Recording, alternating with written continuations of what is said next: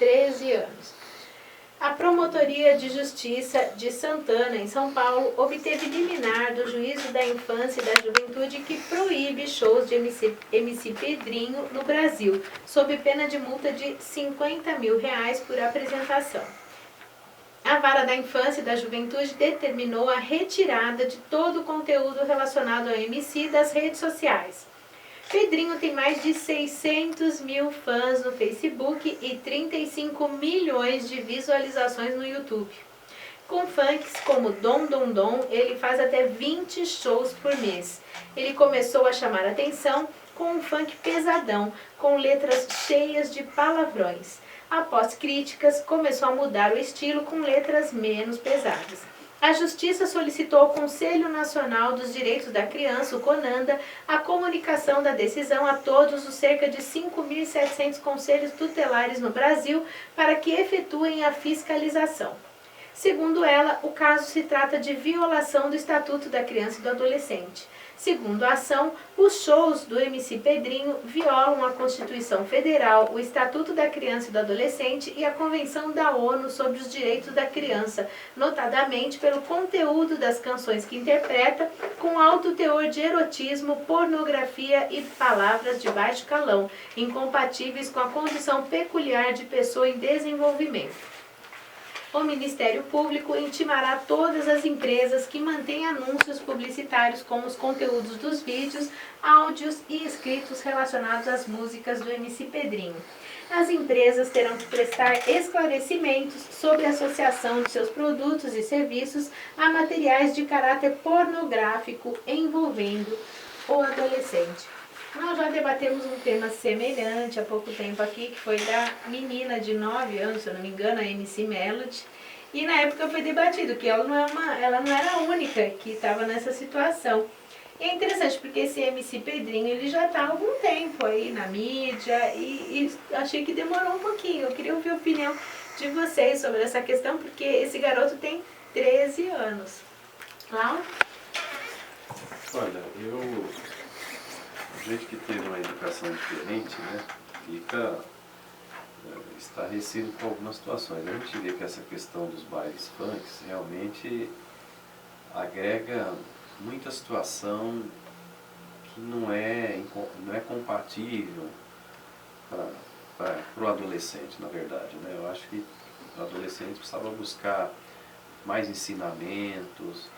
É evidente que aqui se trata até de uma questão aí de artística, até eu acho que a gente vê programação de TV com crianças também e tal, mas é uma outra situação. Preocupa a gente essa questão da segurança, porque esses pancadões que acontecem aí realmente trazem um transtorno para a sociedade, para a comunidade. A gente teve lá problemas no Conceição há pouco tempo, todo mundo acompanhou na mídia. Então são crianças que ao mesmo tempo vão de encontro às drogas.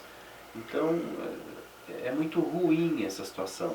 E a idade, até pelo lado profissional, a preocupação da Vara da Infância é a questão do trabalho, né? Nossa, a criança não pode trabalhar numa empresa, não pode ser registrada.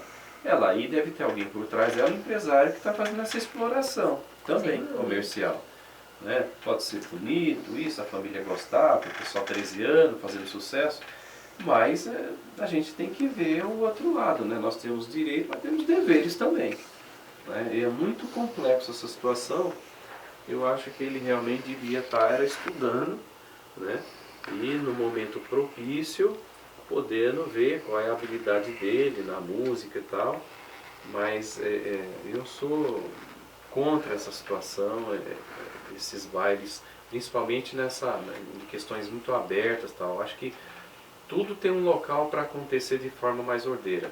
Essas questões pontuais de pancadão na periferia em alguns locais acaba extrapolando e, apesar de boas intenções de alguns, mas se aproveitam daquele momento a situação para repassar drogas, para incomodar a comunidade, o pai de família, as pessoas que estão ali descansando no final de semana.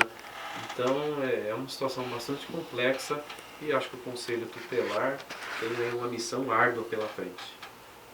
Recentemente o SBT Brasil exibiu uma reportagem falando sobre os filhos do funk. inocência perdida. Ou seja, uma diversão sem limites e cheia de promiscuidade. Na maior cidade do país, adolescentes engravidam em bailes funk, e o pior, elas não fazem nem ideia de quem é o pai. Então assim, esse ritmo musical, além de ser um incentivo para a prostituição infantil, ele provoca um libido exacerbado na criança e uma precocidade tremenda que faz com que o adolescente se torne uma pessoa, além de vulgar, sendo patrocinado por isso. Então quem patrocina um evento desta natureza está patrocinando e concordando com tudo isso. Como o Lau mesmo disse, no nosso Brasil nós temos legislação que não permite que o jovem hoje, de 13, 12, 11, 14 anos, trabalhe. Tem um jovem aprendiz lá que ele pode iniciar. A partir dos 16. Jovem aprendiz. Jovem aprendiz com 14 já pode trabalhar. Acompanhado, apreciado e tudo mais. Mas uma criança de 13 anos levando uma mensagem como esta, uma mensagem de promiscuidade na concepção da palavra, isso é muito ruim, porque o consumo de drogas, ele, inclusive na reportagem exibida, mostrou que muitos jovens consomem vários tipos de drogas, dentre eles o lança-perfume, que tem na sua composição éter, amônia e thinner. Onde nós vamos parar? Não é verdade? E o médico que foi consultado nessa reportagem disse que uma vez inalado, os efeitos são irreversíveis à saúde e causa problemas para o resto da vida e quando leva à morte. Então, e tudo isso nas letras do funk.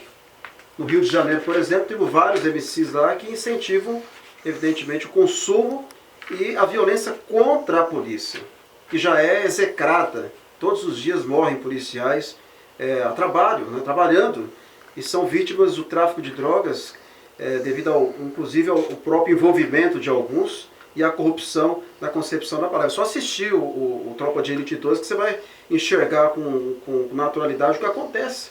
Então eu acho uma medida maravilhosa. Parabéns ao Ministério Público, que conseguiu, por um liminar, coibir esse jovem que deveria estar realmente na escola, aprendendo bons costumes, porque a nossa sociedade hoje passa por uma crise. A sociedade passa por uma crise de valores. Passou agora, inclusive recentemente na televisão, por intermédio das redes sociais, um vídeo onde um aluno agride a professora, pega nas partes íntimas da professora, tira sarro da professora, a professora foi humilhada, e os alunos filmando ali dentro da sala de aula, onde deveria ser dado o quê? Educação, exemplo. Então nós percebemos que está tudo invertido hoje. Então é preciso que o governo tome uma atitude mais pesada com relação a esse funk aí. Não tenho nada contra quem curte o gênero aí, mas eu acho que tem que ter limites, tem que ter cuidados. Se for um funk que incentiva a cultura, a educação, a estudar, a ler, perfeito.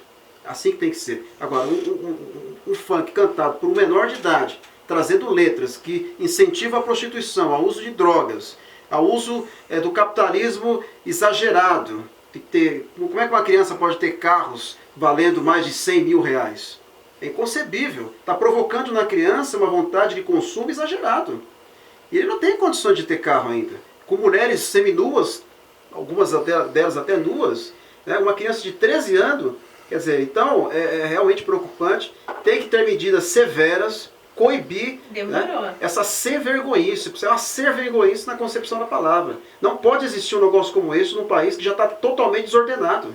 Politicamente, vários setores, segurança pública, e ainda permitido uma aberração dessa. É uma inversão de valores, né? Eu assisti uma dessas matérias falando dessas crianças relacionadas que cantam funk.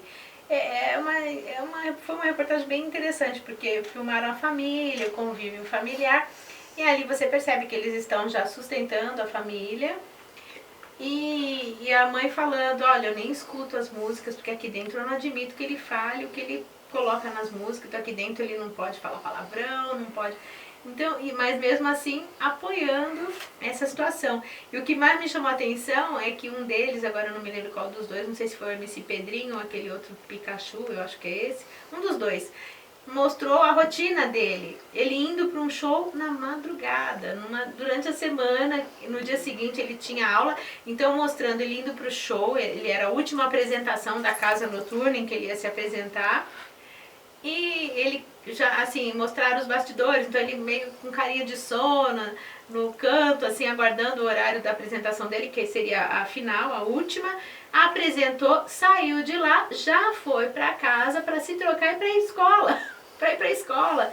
Quer dizer, realmente houve uma omissão do judiciário, do conselho tutelar, porque demorou para tomar uma providência, uma atitude.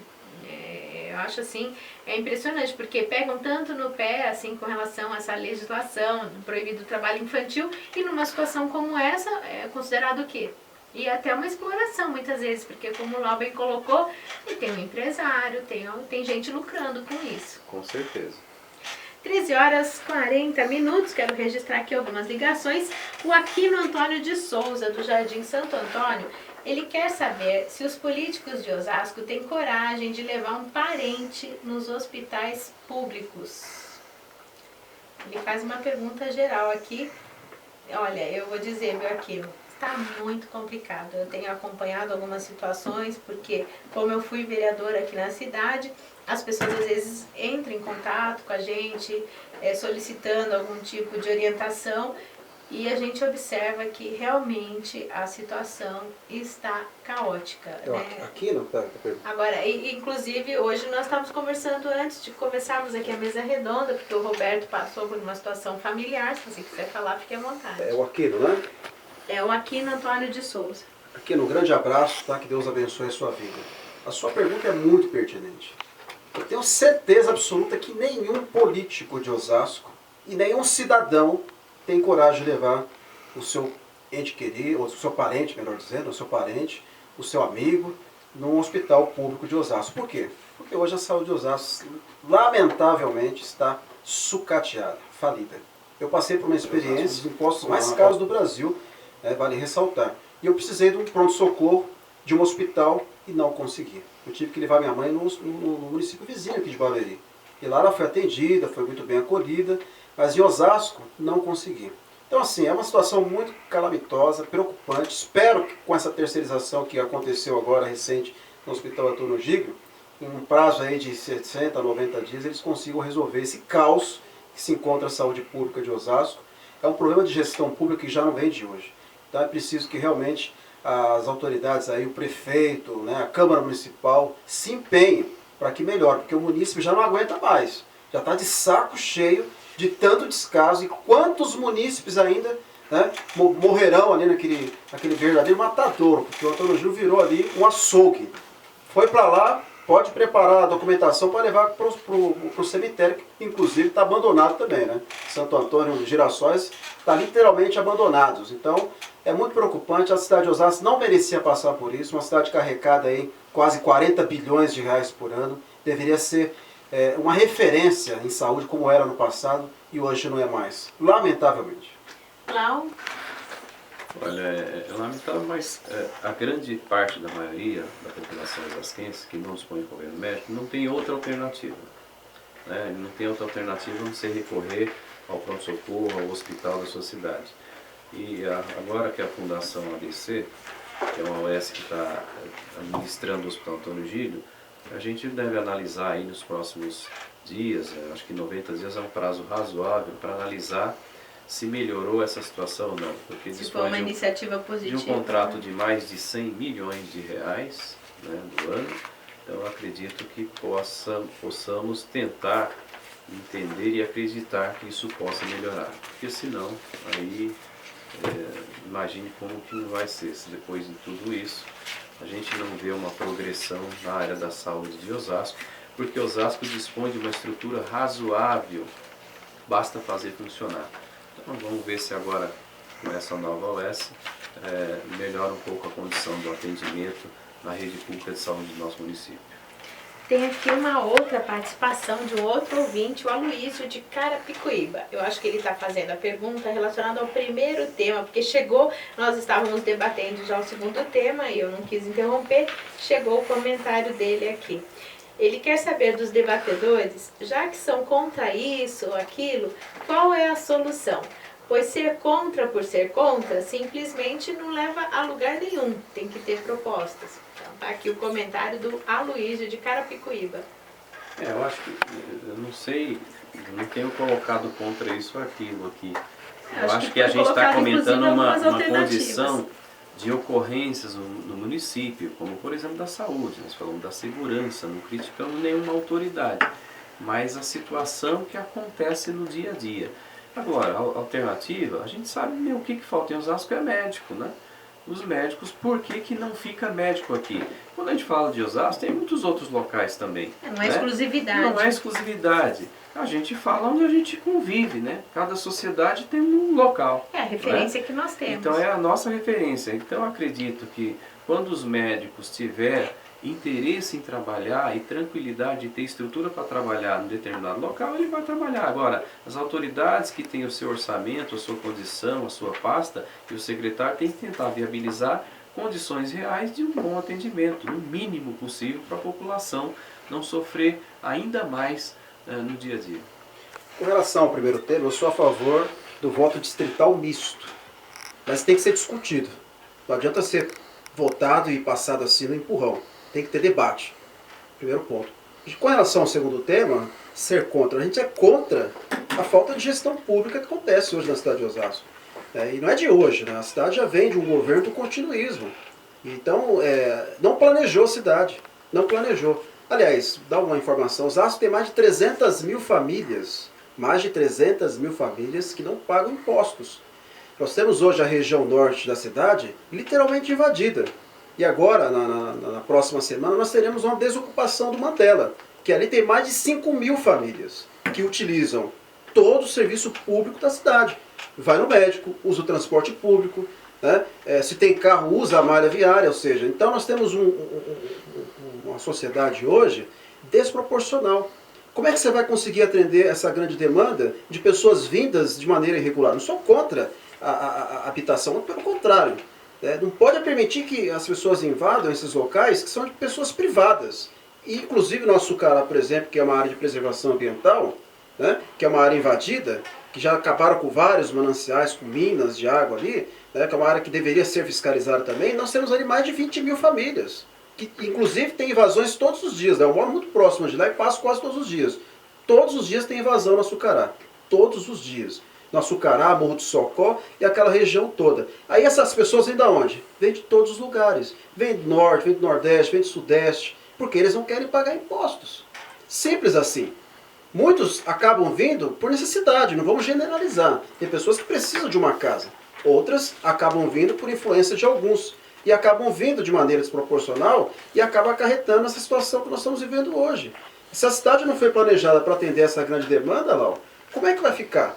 Porque você vai lá no posto de saúde, que a média de atendimentos, lá, por exemplo, de 2 mil pessoas, hoje atende 5 mil. E muitas delas não pagam imposto. Não pagam água, não pagam luz, não pagam imposto, inclusive da cidade, que é alto.